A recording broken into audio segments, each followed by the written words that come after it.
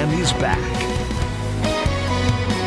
Welcome back. Here is 741. No doubt it has been pretty difficult the last couple of years, right? I mean, full of change and challenging for you at home, including for us as well. Right. You know, it's one of those things where, and let's get right to it, actually. Let's talk about it. Dr. Melissa Estevillo, licensed psychologist at Biltmore Counseling. Hello, doctor. Thank you for being with us. Good morning. Always great to see you.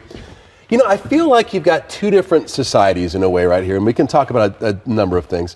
You've got people who are still showing up for work every day, who are probably feeling a little bit stressed, right? And overwhelmed and overworked. And then you have a number of people I still feel like they'd rather be home. They don't want to be part of society. I think we both kind of need help bridging that gap a little bit.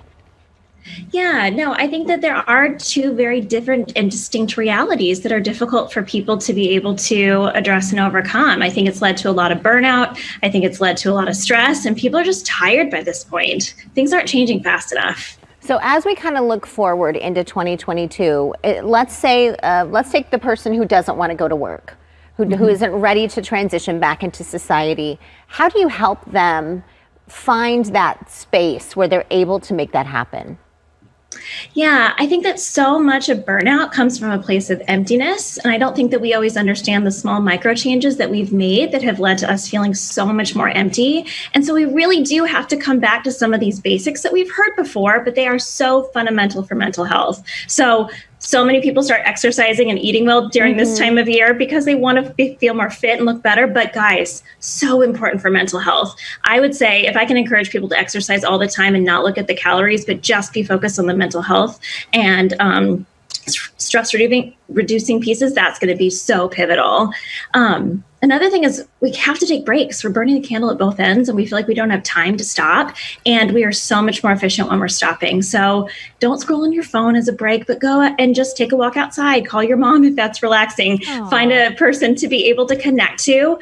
And that's going to help us feel like we can get through in a better way. I think mom loves that you just said that. I know, right? It's so important. Every mom is cheer. Yes. I'm confused though. I mean, so if you're one of those people who is really fearing, you know, every different variant of this illness and things like that, is there a way to get over that? I feel like there are a lot of people, and we feed into it because we talk about it every day. And, you know, some of the cable channels go crazy about it every day.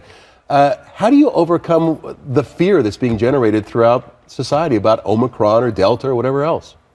Yeah. So interestingly, I think acknowledging that fear and how legitimate it is a way to reduce it. I think that when we are getting a lot of feedback that we're overreacting or that we're crazy or that we shouldn't be feeling like this, that's super problematic. And so just saying, yeah, there's real risk out there that wasn't there 2 years ago. But the second piece is saying, like any other problem, healthy, resilient people, they seek to overcome it. So how are you going to still be social? How are you going to invest in your community? How are you going to do some of these things? So the answer can't be just to stop.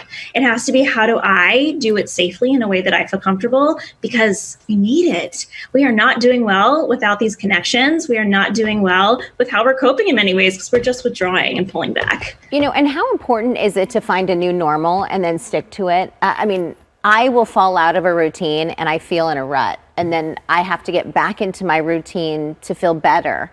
And so for those people that are like in between, like I like to call it in the meantime. How do you find that new normal and stick with it? Yeah, so I think so often when we just have a set routine that we're just trying to follow, I call that white knuckling it. It'll work for a short amount of time, but not be sustainable. So really being able to step back in a big way and say, do you know what your values are? Like, what are the most fundamental foundational things for you? And are your actions actually living out of those values? Most of the time when I ask this question, people are not able to articulate what's the most important thing, and they're not able to say what their values are. So we've got to be able to come out of that foundation for it to truly be sustainable. Otherwise, it's just white knuckling it. Good point. I'm looking at I'm sure you gave us these talking points, growth goals. Give me an example of a growth goal.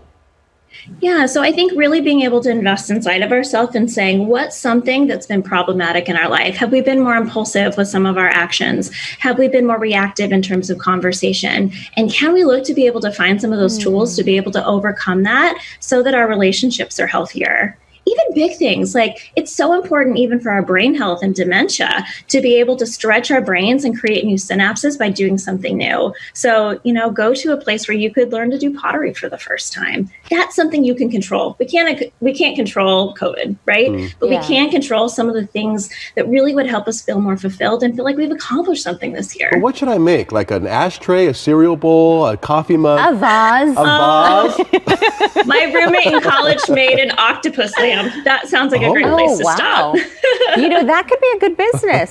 People love octopus. They do. Is it octopi? Maybe. Octopi. All right. Thank you so much, Doctor. It's great talking with you. Good to see you. Yeah. Dr. And we'll have you on again soon. I feel better already. Sounds good. Yeah. How much for that session? Where do I send the check? Yeah. No. What'd you say? I'm not sending a check. This is work. Melissa's so great.